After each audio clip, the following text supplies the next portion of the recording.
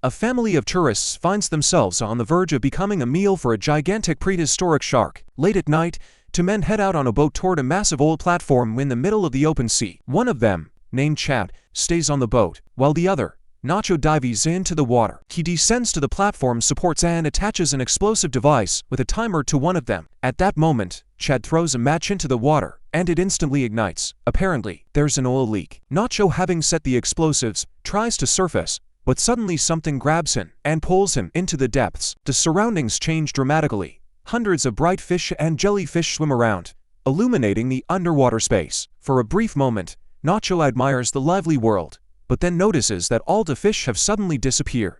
In the next second, something enormous attacks him. Chad tries to call Nacho on the radio, but there's no response. Realizing that something terrible has happened, Chad panics and within moments, he himself is swallowed by the giant shark. In the following scene, we meet the close-knit family of Inspector Paul, responsible for safety on oil platforms. Paul is on another assignment with his wife Ines, daughter Audrey, and young son Tommy. He decides to show his kids his workplace, the El Diamante oil platform, which he needs to inspect and test. The family arrives in a small Mexican town, where the locals greet them quite unfriendly. The town is steeped in poverty and ruin. The only hotel is closed, and no one is willing to help the foreigners. Particularly hostile is the local boss, named El Rey, who is on the verge of starting a fight with Paul. However, the situation changes when Ines intervenes. She speaks to El Rey in Spanish, explaining that she was born in these parts and asks for his help, promising to pay. El Rey agrees and leads them to a local tavern. On the way, they notice a large altar dedicated to the ancient Aztec god Tlaloc. El Rey stops to leave some money as an offering, and little Tommy, unnoticed by anyone, sneaks up to the altar, takes one of the small statues, and leaves his Snickers bar in its place. After that, the group heads to the local establishment. While they are sitting at the cafe, Paul receives an urgent call. His boss demands his immediate presence at the oil platform, and Paul promises his family that he will return by sunset. He asks them to find temporary accommodation in the meantime.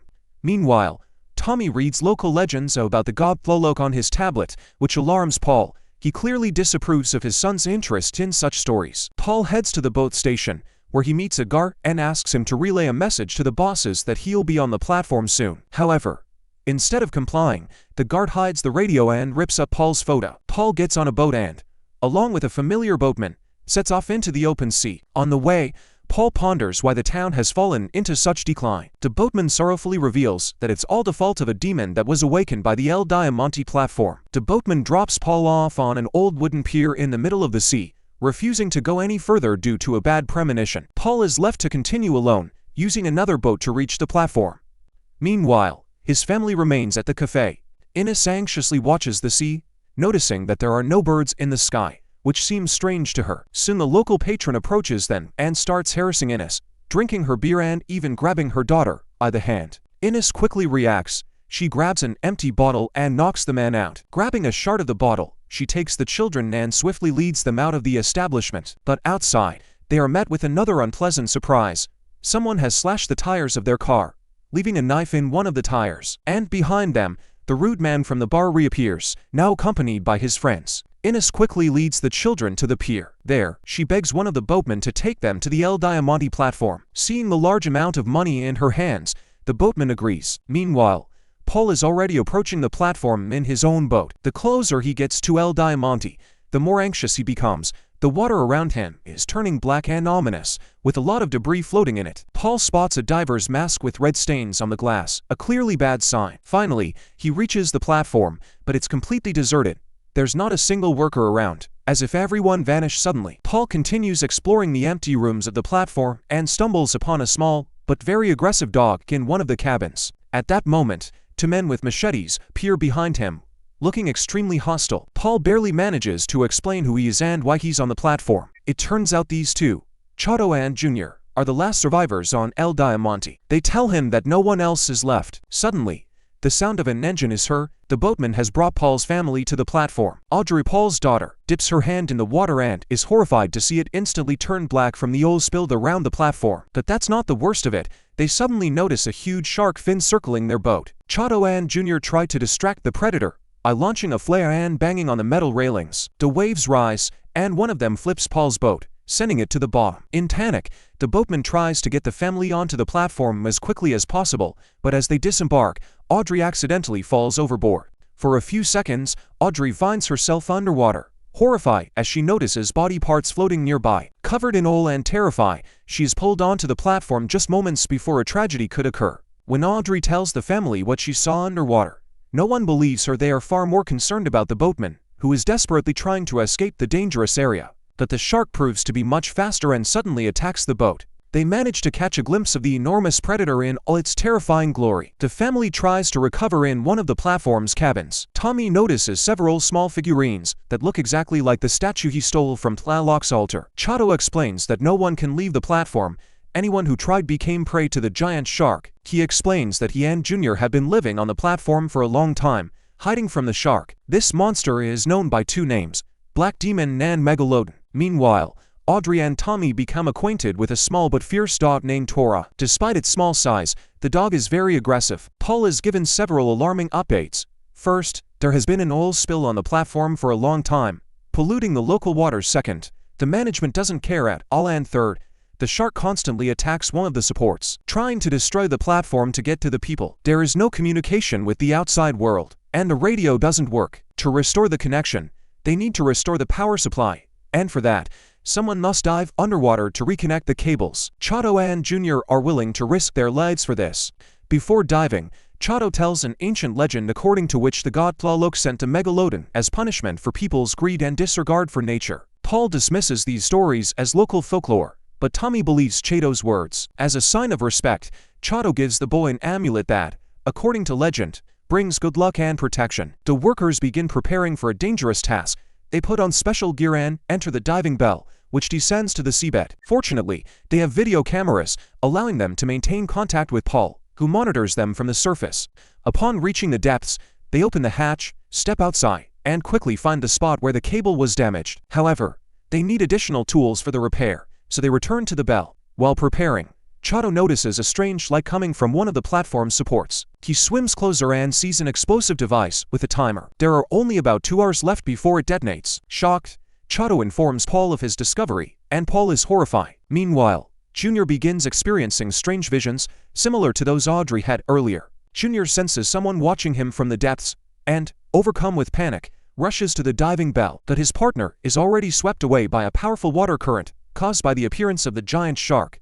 Apparently finding Chato too easy of a target, the Megalodon decides to attack the diving bell. The massive shark drags the bell to the seabed, crushing it with its steel jaws. Junior screams in terror as he watches the metal walls around him bend under the pressure. Chato manages to resurface and climb back onto the platform, but Junior is not so lucky. Only half of his body floats to the surface. Ines and Paul, panicking, can't come up with a solution, and their argument escalates into a conflict. Paul and Ines exchange sharp words, but at one point, their fight unexpectedly ends in a kiss. Afterward, Paul goes to Chato to discuss their next steps. He notices several ships on the horizon and tries to signal them with a flare, but soon realizes it's just an illusion. There are no ships at all. Chato reminds Paul that all of this is the work of the ancient demon, who is punishing humanity for their sins. Paul loses his temper, declaring that these stories are nothing but superstition, and Chato immediately punches him. Paul manages to dodge a second blow thanks to Ines' intervention, who demands they stop. Paul, regaining his composure, goes to the children's cabin to think things over. There, an idea comes to him.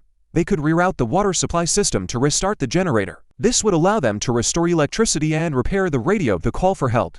Ines suggests Paul make peace with Chato and work together to increase their chances of survival. She is convinced that only teamwork will help them escape this nightmare. Meanwhile, Ines finds a stack of old documents in one of the cabins. Among them, she notices safety reports for El Diamante, all signed by her husband. It becomes clear that Paul had been submitting false reports for years, claiming that everything on the platform was fine and there were actually serious problems. Audrey, on the other hand, continues searching the cabins for something useful and finds an old inflatable raft that might come in handy in case of an evacuation. Tommy approaches the edge of the platform, holding a small wooden boat in which he placed the figurines he found. He names each one after the survivors: Tommy, Audrey, Mom, Dad, and Chato. Next to them, the boy places the Tlaloc totem. Lowering the boat into the water, Tommy quietly whispers a plea to the god Tlaloc, begging him to forgive them and allow them to return home. However, at that moment, one of the figurines, representing his father, falls into the water. Just then, the shark strikes the support again, causing Tommy to lose his balance and fall into the dirty, all polluted water. The frightened boy starts screaming, and his parents, without hesitation, dive in to save him. Both jump into the water after their son and immediately notice the giant shark approaching. Audrey reacts quickly and throws a life ring, allowing them to pull their mother and brother back to safety. Meanwhile, Paul tries to distract the shark, risking his life. When everyone is finally safe, Ines, barely holding herself together after the terrifying ordeal, starts a furious argument with her husband. She blames him for all their misfortunes and declares that he is responsible for everything that has happened.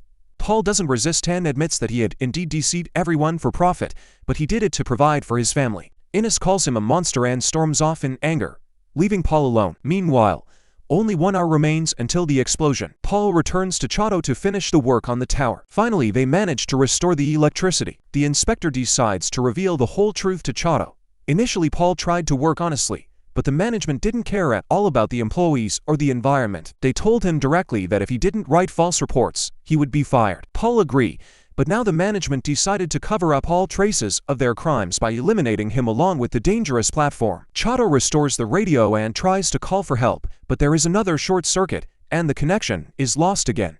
Meanwhile, Ines and the kids work on fixing the old inflatable raft they found. Audrey recalls her school chemistry lessons. She takes foam from the life jackets, dissolves it in acetone, and creates homemade glue. After cutting pieces of fabric from the same life jackets, she applies the glue and carefully seals holes in the raft, preparing for a possible evacuation. Paul returns to the cabin and declares that he has a new plan, which he believes could save everyone. He suggests diving deep to seal the well and stop the oil leak. Then, he plans to remove the explosive device and feed it to the shark, while he takes shelter in the remains of the diving dome and waits out the explosion before surfacing. His ultimate goal is to escape on a repaired raft with his family and, after all of this, drink a bottle of good tequila in celebration of overcoming all the challenges. The plan sounds ambitious and unrealistic, but Paul understands they have no other choice. Everyone begins praying to Tlaloc, asking the fearsome god to show at least some mercy. Paul hugs and kisses his wife tightly, saying goodbye before heading off on the life-threatening mission. He puts on the diving gear and descends to the ocean floor. The first part of his plan goes smoothly.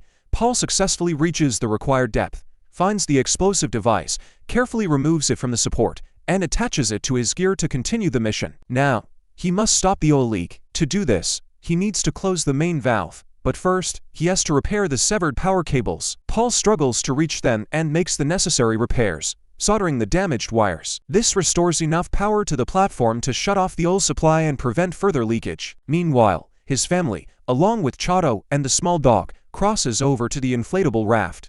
Everyone rows with all their strength, trying to leave the danger zone before El Diamante collapses completely. However, soon a giant predator, Megalodon, appears.